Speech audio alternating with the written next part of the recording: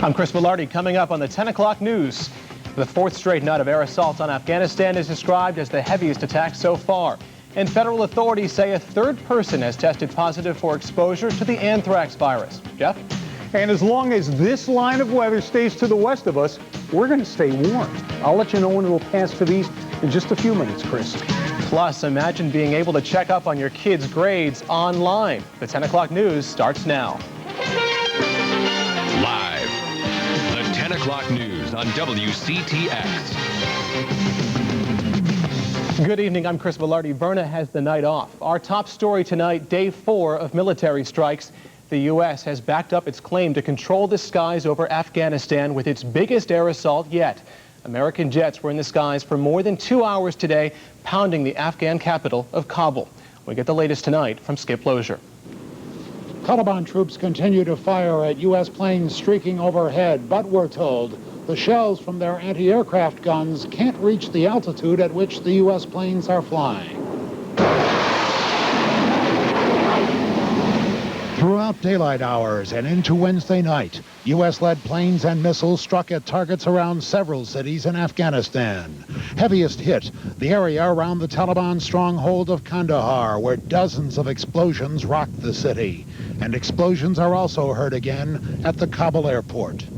America thinks it will win the war, but it is ignorant of the fact that war is not won merely by material things. Sources say U.S. ground troops, probably special forces, could play a significant role at times and might soon be ordered into Afghanistan. Now is the time to draw the line in the sand against the evil ones. And this government is committed to doing just that. At FBI headquarters, the president unveils a new international most wanted list, 22 ruthless terrorists, including Osama bin Laden. Later, Mr. Bush met with the Secretary General of NATO. These terrorists are not 10 feet tall. They are not insuperable. They're not unvanquishable, but we are. 2, 1, green light. Despite protests from the Taliban, the U.S. continues dropping food to hungry Afghan civilians. But with winter coming on, the United Nations warns the humanitarian crisis will get much worse. U.S. sources say several Taliban leaders were killed Sunday night, the first night of U.S.-led air attacks. Among them, 2 people related to the Taliban leader, Mullah Mohammed Omar. In Washington, I'm Skip Lozier. Back to you. The major TV networks have agreed to stop broadcasting transmissions from Osama bin Laden's al-Qaeda group without screening them first. This comes after the White House urged the networks to exercise judgment when airing the transmissions from the terror suspect and his group. The administration says it's concerned al-Qaeda may be using the broadcasts to send coded messages to operatives outside Afghanistan, calling on them to carry out more attacks. In New York City today, the recovery effort and the cleanup continues. Dogs are now being brought in twice a day to help uncover human remains. At least 1 body was brought out overnight. 4,800 people still haven't been found, and 422 bodies have been identified. Meantime, New York Mayor Rudy Giuliani is looking for $54 billion in federal aid to help the city recover from the attacks. Tonight, federal authorities say a third person in Florida has been exposed to anthrax. The case has now become the subject of a criminal investigation. The 35-year-old woman, whose name is not being released, is being treated with antibiotics at a hospital right now. She was among more than 1,000 people tested by health officials. Initial testing of the bacteria found in Florida has identified a possible match to a strain traced to an Iowa lab. Hundreds of other employees from that company are still awaiting test results to see if they too have had any contact with the deadly bacteria. The threat of bioterrorism has gas masks flying off the shelves these days. But as Leon Collins tells us, you're being urged to think twice before buying. Battlezone, we have no gas masks. We're all out of gas masks. Paul Fortin says he's seen a lot of new customers at his Army-Navy surplus store lately, people ranging from patriotic to paranoid. I've been threatened by people for not having the gas masks that we're sold out of, and I tell them there's none available. Ever since the World Trade Center disaster, a portion of the population is possessed. I want your supplier. I want to talk to somebody else. What if my kids, if they die and this and that? And it's just a paranoia that they're into.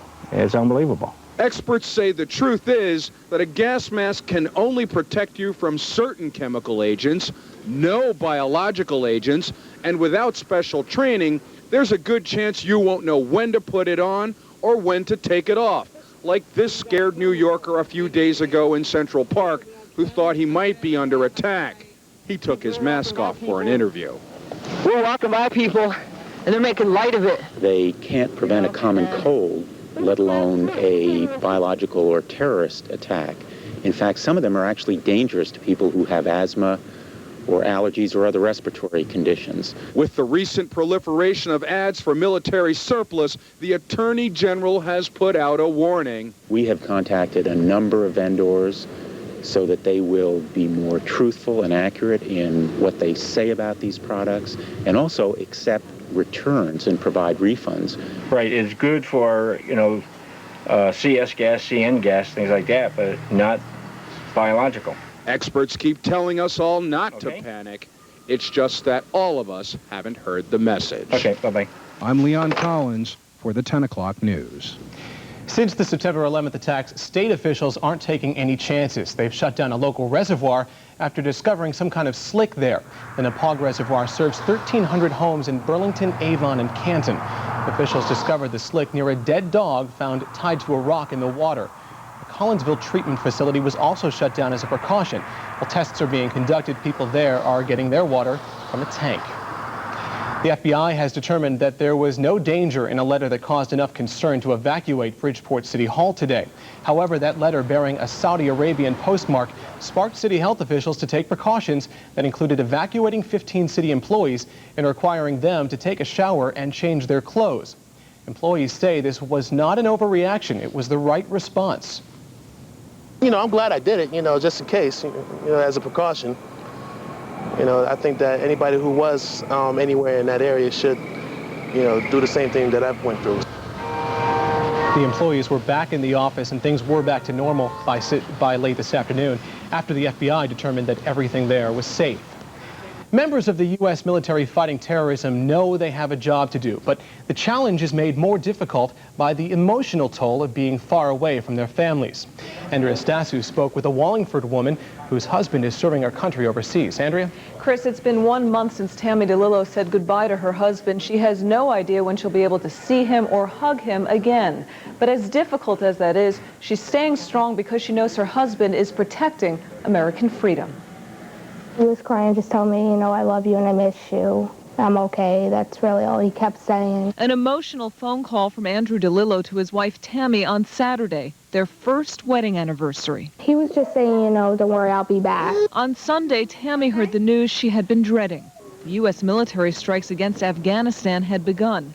A member of the Navy, Andrew, is serving on board an aircraft carrier somewhere in the Middle East. My heart fell down to my feet. It was just, sick to my stomach that he could get hurt, something could happen to him. That same weekend, the couple's 10-month-old boy, also named Andrew, took his very first steps. I kept thinking about, what he was missing. So that's what I worry about the most, is that, he won't be able to be there for his son. Andrew DeLillo, who grew up in West Haven, has served in the Navy for 2 years. He was actually at home on a 2-week leave until 2 hijacked planes slammed into the World Trade Center. When the second one hit, that was just like, we knew he was gone. Just 1 day later, Andrew was dispatched overseas. If there's no mail, it's just like heart-wrenching. It's like, I really want a piece of paper from him. Andrew keeps in touch by email, more reliable than the shoddy satellite phone service on board the ship.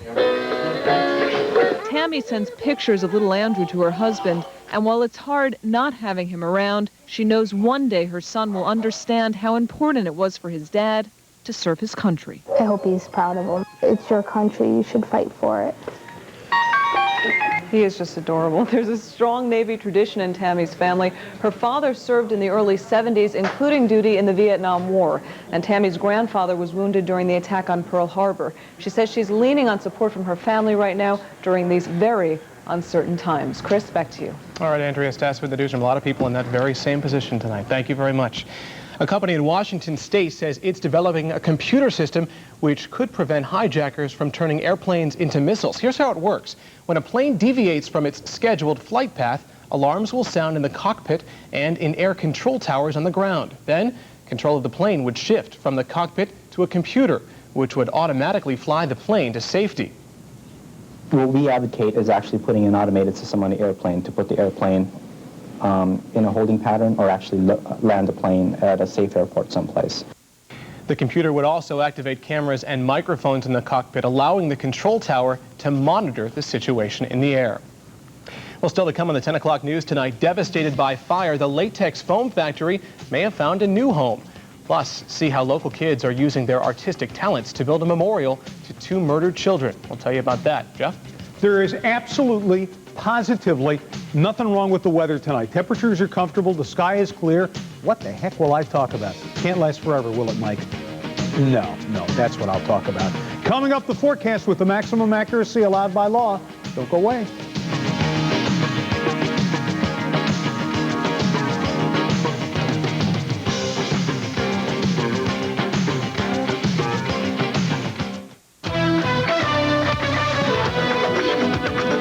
Well, Jeff, you said it yourself, absolutely nothing wrong with the weather tonight. You don't have any bad news, do you? It won't last forever. All right. That's For a while, anyway? That's about it. Well, yeah, to the weekend. Okay. Chris, have you ever been up to the Talcott Mountain Science Center? No, I haven't. It's on top of Talcott Mountain. A lot of people don't know that. But it has, I'm sorry, it has an unobstructed view of the Farmington Valley on one side and the city of Hartford on the other. And that opens it up to a little bit of wind. So probably our strongest winds of the evening will be at this anemometer at the Talcott Mountain Science Center, 51 degrees. Boy, it was a long way to go for that one little paragraph, wasn't it? 62 at the News Channel 8 studios, 64 at the Country School in Madison, at 51 now at Norwich Free Academy. Satellite and radar combination tonight shows we had some passing clouds, which sort of mostly fizzled as they came here to Connecticut. This is the big action in the midsection of the country. Same system that produced tornadoes last night. No tornadoes tonight, or at least none that I can see, but still some very strong thunderstorms, especially in the southern portion of this, from Texas and Oklahoma in through Arkansas, southern Missouri, and down to Louisiana tonight. But again, nothing seems to have hit severe limits at this time. For us, that's really our next weather maker. It's going to look like it makes a run for us, but before this northern branch of it can get to Connecticut, it will be deflected up by a little warm air, and so it goes up. We wait for this part of the system to come through. That should happen either Sunday night or Monday, and that is when the weather turns. But until then, it's going to be really nice, and it's a long time with nice weather. That's good. Here's the forecast. Clear, not as chilly as it's been tonight. 52 shoreline, 48 inland. Southwest winds 5 to 10 miles per hour. Wake up time tomorrow morning should be sunny, though quite honestly, you know, it depends when you wake up, because 6:58 is the sunrise. I guess, or 6:59, the vast majority of you will be waking up in the dark. And then for the remainder of the day tomorrow, it'll be mostly sunny with a high in the 70s. Here's the 5-day forecast. Everything looking good and staying comfy into the weekend, and then a chance of showers very late on Sunday, or more likely on Monday.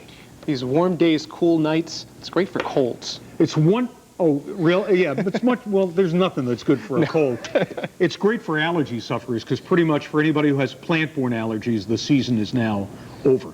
Good news. Yeah. All right, Jeff, thanks very much. It's been 5 months since fire destroyed the latex foam factory in Ansonia. The company wants to rebuild, but it may not be in the same place. Latex foam went to the Planning and Zoning Commission in Shelton to get permission to move into a factory on River Road. A latex foam official says the company is still considering rebuilding on its old site, but moving into a new building would be cheaper. They're hard-pressed to select another site other than Shelton, just because of the dynamics of their situation and the availability of the Shelton location. It's going to be devastating. It's already hurt our downtown businesses. We have delis, we have a chicken store down there, fast food chicken, Big Y supermarket. You know, they're hurting because the people aren't there. Latex foam was Ansonia's biggest taxpayer. Other developers are said to be interested in the old latex foam property. Well, here we go again. A number of animals have tested positive for the West Nile virus and eastern equine encephalitis in Connecticut. A human-biting mosquito trapped in Stratford earlier this month tested positive for triple E. Several bird-biting mosquitoes from Stonington also tested positive for triple E. 3 horses from Summers, Lebanon, and Stonington all tested positive for West Nile. Scientists also found West Nile in 84 more birds in recent testing. The DEP says it still has no plans to spray against the virus. Kids in Guilford are tapping into their artistic talents to raise money to build a memorial park. The artwork is featured in a 2002 calendar which was unveiled tonight. Proceeds from sales of the calendars will be used to build a recreational area at Jacobs Beach. The park will be a memorial to 4-year-old Kyle Redway and 6-year-old Rachel Crum, the young victims of a triple murder last December in Guilford. So many people, when the tragedy happened, they wanted to reach out and help the family in any way that they could.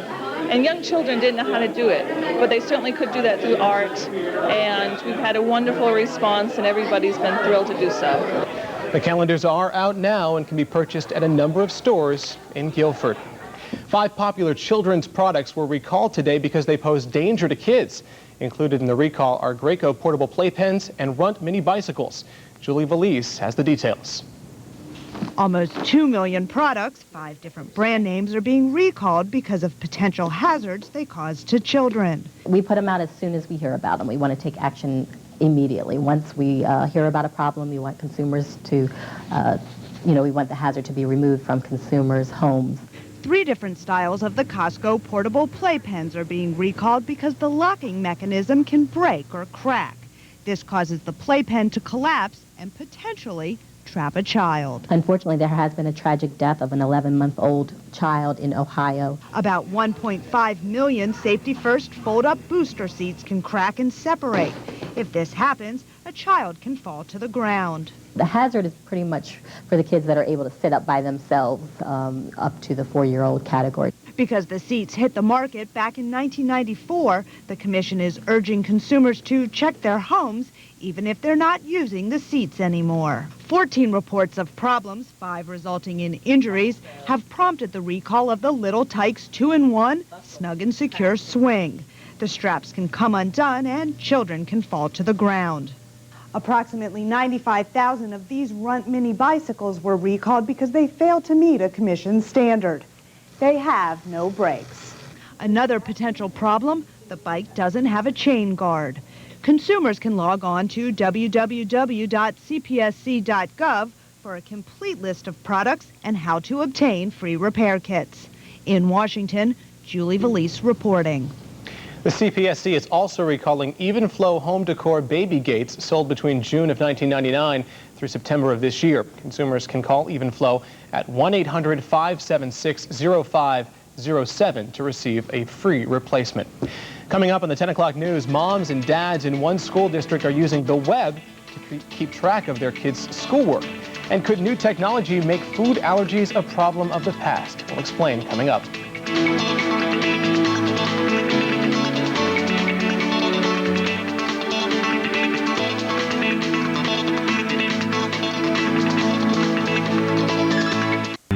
Closed captioning of the 10 o'clock news on WCTX is made possible by the Tri-State Quality Ford dealers of Southern Connecticut.